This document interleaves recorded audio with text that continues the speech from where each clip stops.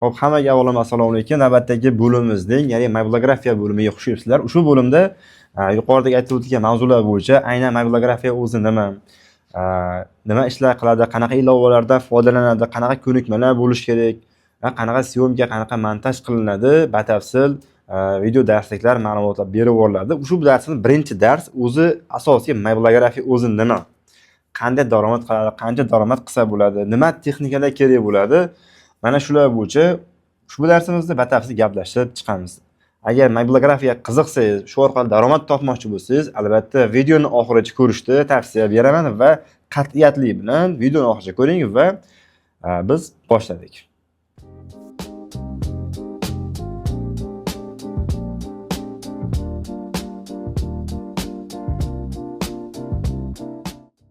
Birinchi darsimiz mobilografiyaga kirish darsini boshlaymiz. Ekran zapisini ko'rsatib o'taman. Ya'ni sizlarga yana ham tushunarliroq bo'lishi uchun prezentatsiya shaklida tayyorlab qo'ydim. Shu ma'lumotlarni qisqaroq, soddaroq tushuntirishga harakat qilganman. Xo'p, boshlaymiz bo'lmasa. Xo'p, bugun nima haqida gaplashamiz desangiz, asosiy maqsadimiz mobilografiya o'zi nima ekanini tushunish, bu kasb kimlar uchun, real bozorda qanday qiymatga ega ekanligini aniqlash. Xo'p, mavzularimiz qisqacha tanishtirib o'taman bo'yicha. Mobilografiya o'zi nima, videografiya va mobilografiya o'rtasidagi farq. Kimlar uchun bu kasb? Nega mobilografiya biznes egalari uchun muhim bo'lmoqda hozirgi paytda? Mobilograflar uchun qanaqa texnikalar kerak bo'ladi boshlang'ich holatda? Qaysi ilovalar bilan ishlashimiz kerak? Mobilografiyada qanday pul keladi o'zi? Qanday qilib ish topish mumkin? Shular bo'yicha ham batafsil ma'lumot berib o'tiladi. Nima uchun bu ma'lumotlar berib borilyapti? O'zi mobilografiya вообще-то SMM mutaxassisiga, SMM mutaxassislari ham albatta mobilografiya bo'yicha tushunchalari, xulosalari yoki har ko'nikmalari bo'lishligi kerak. Xo'p, ya'ni misol agentlikda ishlaysizmi yoki yakkaxon holatda mobilografiya kasbi o'zi menga yoqib qoldi desangiz ham aynan shu yo'nalish bo'yicha ham ishlab ketishingiz ham mumkin. Aynan SMM mutaxassisiman-ku desiz, albatta mobilografiya ko'nikmasi sizda bo'lishligi shart. Chunki ertaga jamoa tashkil qilasiz, agentlikda ishlashingiz mumkin, biznesda ishlashingiz mumkin va biznesda ishlagan paytingizda ham videografi, misol uchun montajyori, copywriter, targetolog, dizayner bo'lishi mumkin, brend face bo'lishi mumkin, mobilograf ham bo'ladi va u mobilograf bilan to'g'ri TZlar asosida ishlab, to'g'ri kutuvlar asosida ishlashingiz va uni misol uchun videolarga baho bera olishingiz uchun ham, aldab ketmasligi uchun ham albatta o'zingizda bo'lishi kerak va bu ko'nikma har doim sizga foyda bo'lsa bo'ladiki, hech qachon ziyon bo'lmaydi.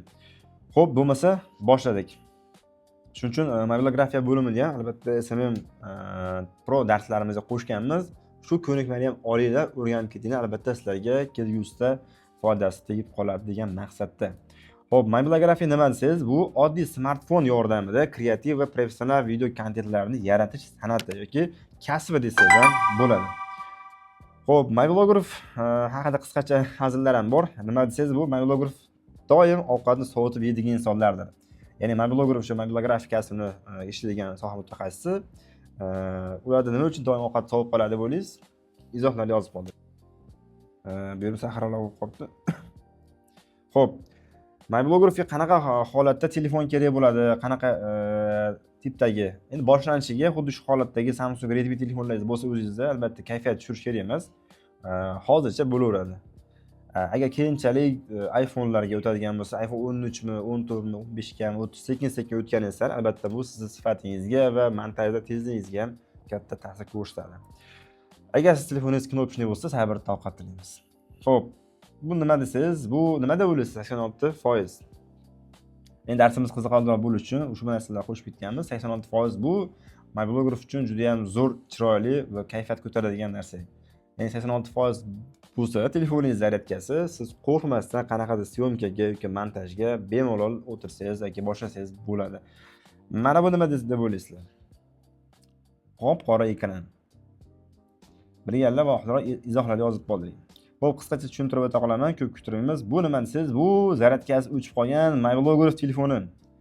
Ya'ni ko'p holatlarda mobilograflar ham, shaxsan o'zimiz SMM komandamizdagi bolalar ham shu kamchiliklarga yo'l qo'yib qo'yishadi. Telefon zaryadkasi kam holatda, 15-20% holatda syomka chiqib ketib qolishadi, kamerada ketib qolishadi va borsa zaryadkasi kam holatda oxiriga yetkiza olmay qoladi.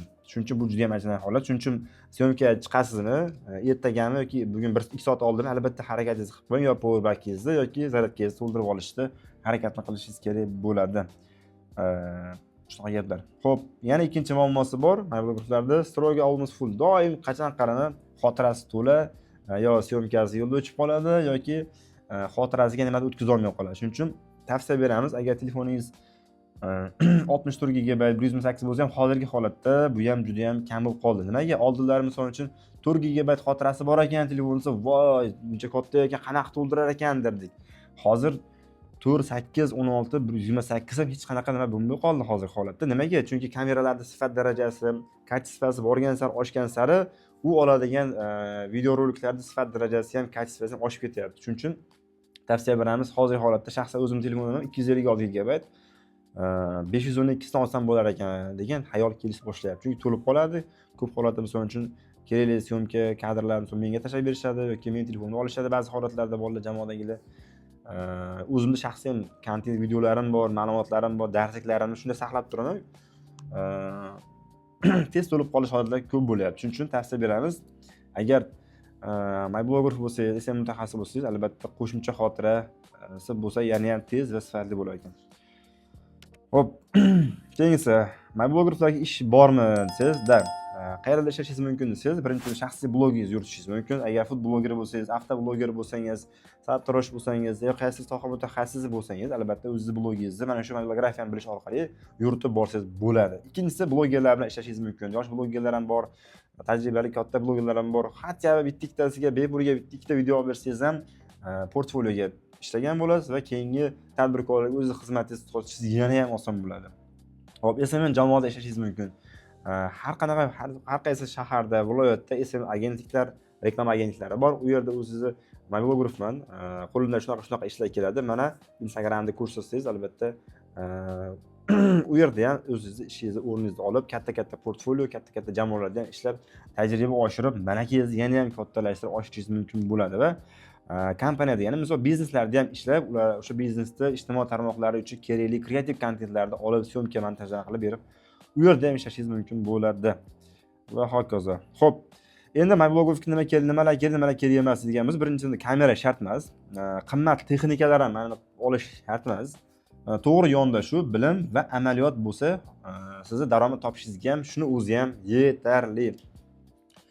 Xo'p, videografiya va mobilografiya o'rtasida qanaqa farqlar bor deydigan bo'lsak, qisqacha farqlab tushuntirib o'taman. Asosiy o'zi mavzuimiz videografiya haqida emas, chunki videograf bo'lish uchun sizdan yaxshigina tajriba, bilim va ko'proq qimmatroq kompyuter, kamera va hokazo narsalar talab etiladi. Shuning uchun eng hozirgi talabga tezroq daromad topsa bo'ladigan va o'zingizning qo'lingizdagi smartfondan pul topish mumkin bo'lgan kasb bu mobilografiya. Aynan shu haqida gaplashamiz, lekin farqini ham tushunib olsangiz maqsadga muvofiq bo'ladi.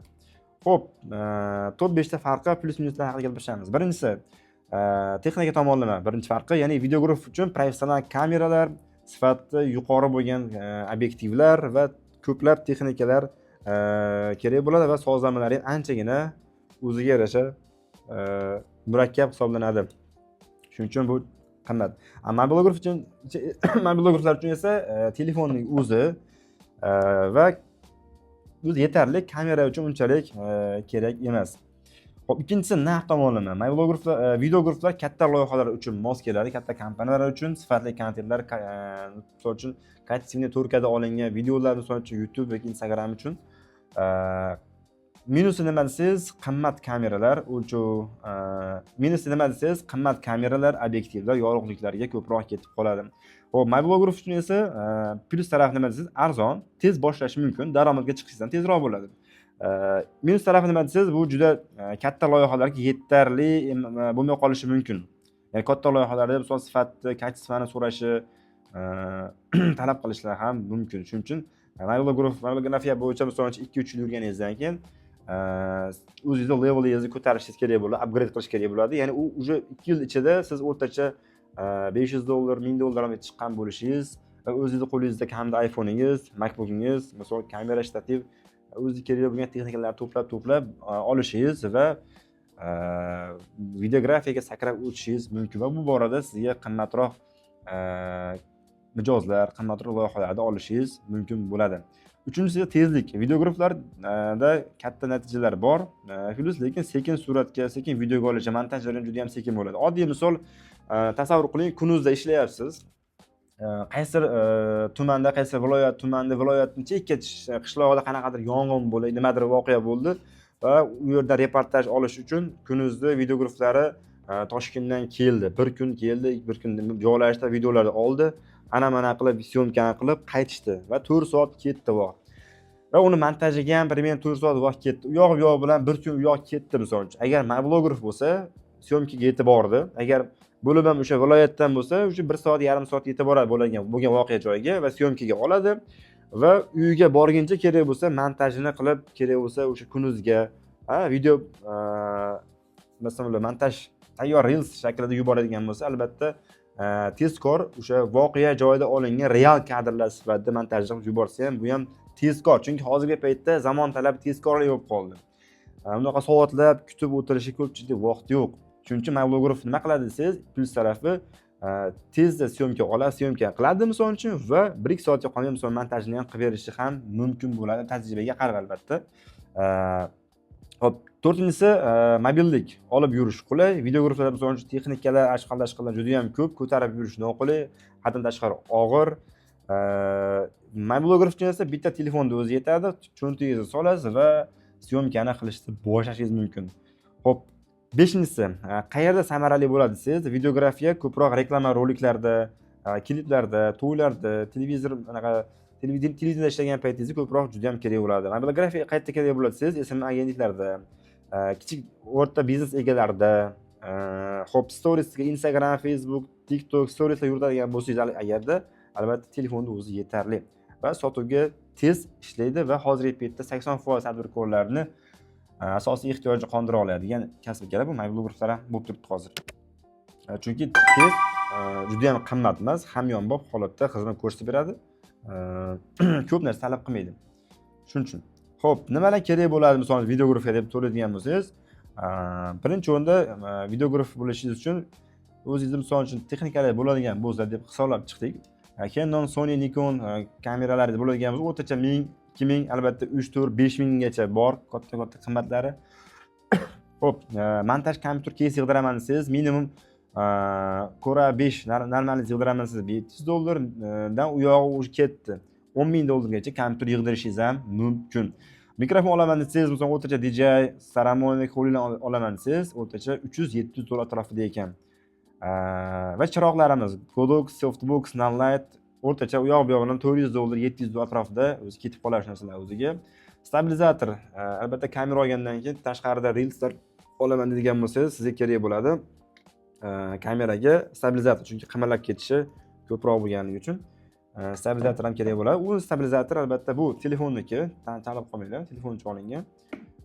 Kamera uchun ham bor. U Roninlarimiz minimum $300 dan $500 oralig'ida ekan. Shtativlarimiz qanaqa desak, shtativlarimiz aynan kamera uchun $50 dan $100 atrofida boshlanadi sifatlarga qarab. Yana qo'shimcha texnikalar, kerakli masalan asbob uskunalarni o'rtacha $100 sarflaydigan bo'lsangiz, endi izohlarda yozing. Ushbu hisob-kitob qilganlarimiz premiumda qancha bo'ldi, necha pullik ketadi masalan, realni o'zingiz videograf bo'lib ishlab chiqishingiz uchun kompyuter, chiroq, mayda-chuydalar bilan izohlar yozib qo'ying anaqani. Ko'ramiz qancha bo'lar ekan. Xo'p, mana o'sha videograf kerak bo'lgan texnikalarimiz, chiroqlarimiz, mikrofon, kompyuter, stabilizator va hokazolar. Shunda umumiy qancha pul bo'ladi o'rtacha yozib ketamiz. Demak, xulosa, videografiya katta premium loyihalar uchun, mobilografiya esa tez, arzon bizneslar uchun kerakli bo'lar ekan. Xo'p, mobilograf uchun nimalar kerak bo'ladi degan bo'lsangiz, birinchi o'rinda smartfon va ishtiyoq kerak bo'ladi. Qo'lingizda telefon bilan ham boshlasangiz bo'ladi. Hech qachon mukammal vaqtni, mukammal telefonni, mukammal fursatni hech qachon kutmang. U hech qachon kelmaydi. Doim ketsa ketadi, kelmaydi. Shuning uchun qachondir ko'pchilik aytadi, "Men ham mobilografiya bo'lishi qiziqaman aka" deydi. "Ha, xo'p, boshlang desam, telefonim yaxshi emas-da." Necha telefoningiz desa, Samsung A32, A55. Nima bo'lib? Kamera, syomkasi yaxshi ekan. Qachonlarda o'sha narsa bizga orzu bo'lgan o'sha telefonlar. Birinchi telefonim Alcatel telefon bo'lgan, keyin G6 olganman talabalik paytimizda. O'sha telefonda ham yaxshigina, misol uchun o'zimiz Instagramga fotosuratlar olganmiz. O'sha paytda zo'r bo'lgan narsa bo'lgan. Hozir bir tenga qimmat bo'lib qolishibdi. O'sha bor telefondan ham foydalanib, darajangizni, o'zingizni optingizni, tajribangizni oshirib o'sha iPhone kelgan paytda keladigan moment bo'ladi. Niyat qilib harakat qilsangiz erishasiz. Erishishingiz bilan sira daromadga chiqib ketganingiz yaxshimi yoki qachondir shu harakat qilmay iPhone oldingiz, endi o'qiyman degan.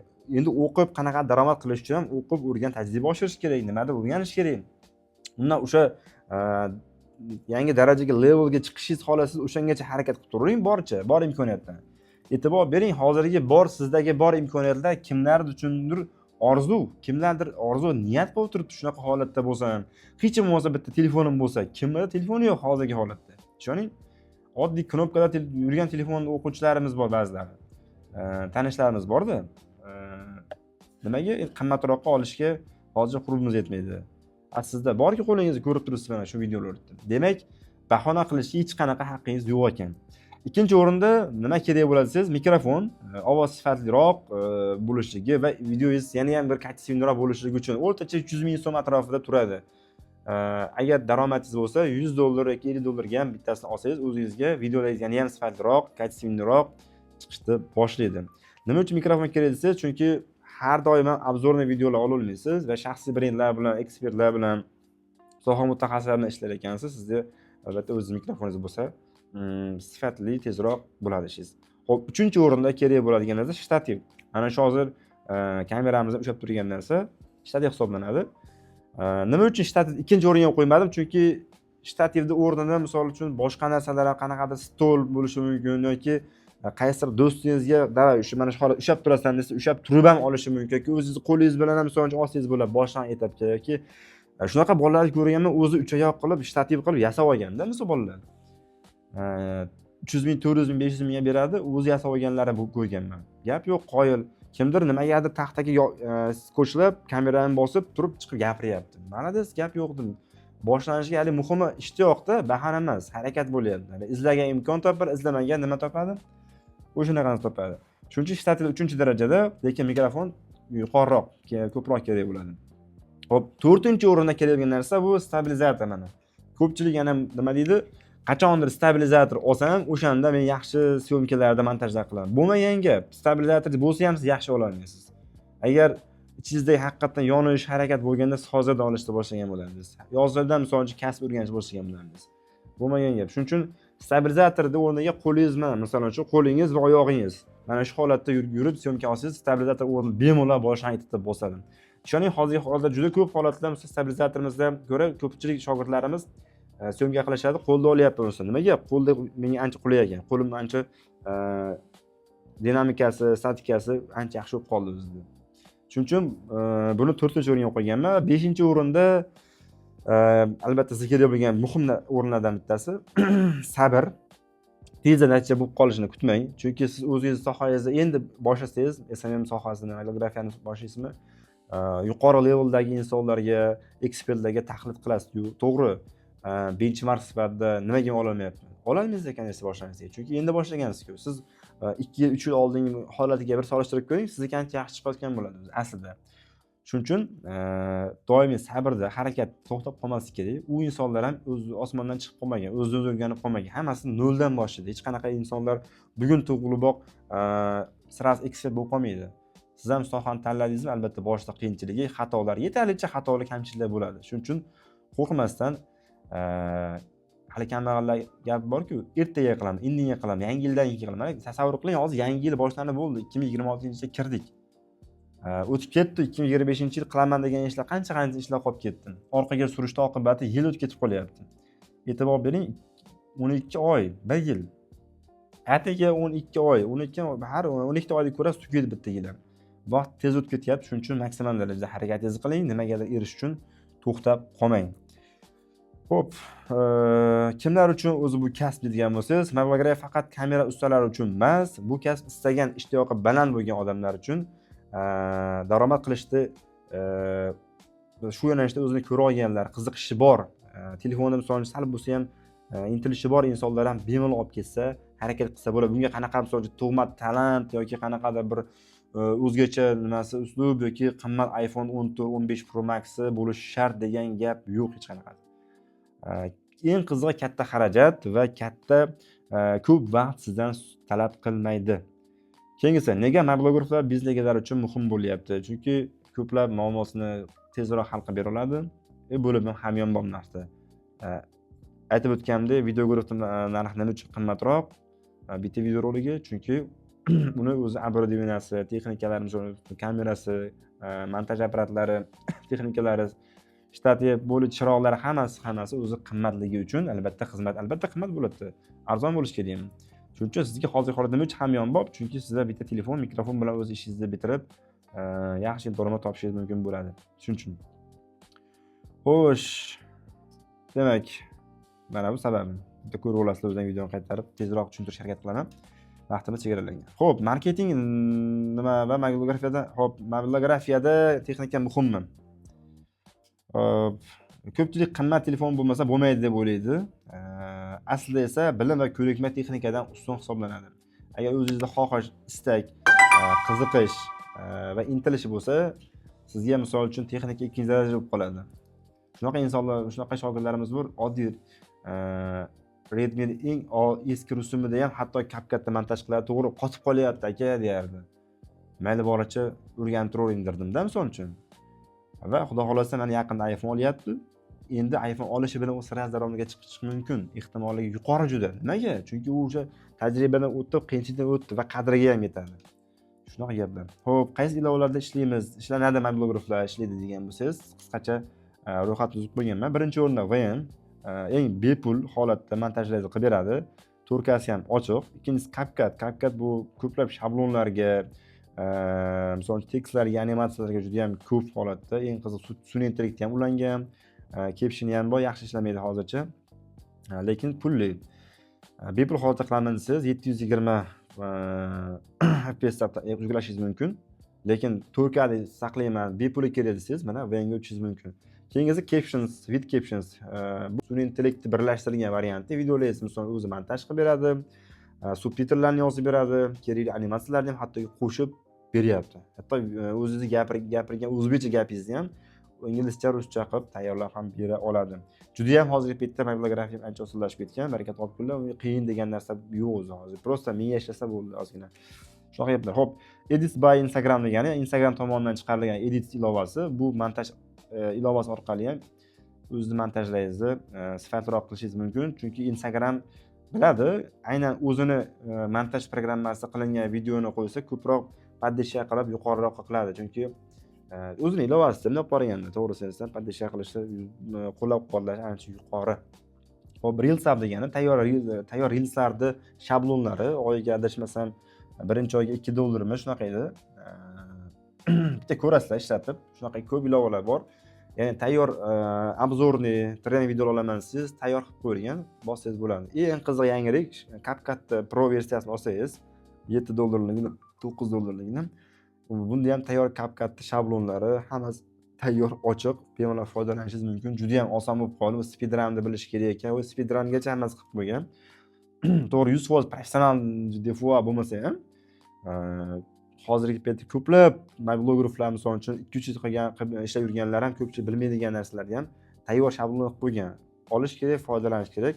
Bu o'zingizda albatta ishlab borishingiz kerak. Keyingisi background eraser. Bu nima uchun kerak desangiz, montajlaringizga ishlatishingiz mumkin bo'lgan rasmlarni misol orqa fonlarni kesib berishga, agar telefoningiz iPhone bo'lsa, iPhone'da o'zida ham orqa fonni kesish funksiyasi bor. Endi mabodo kerak bo'lsa deb background eraser ilovasini ham aytganman.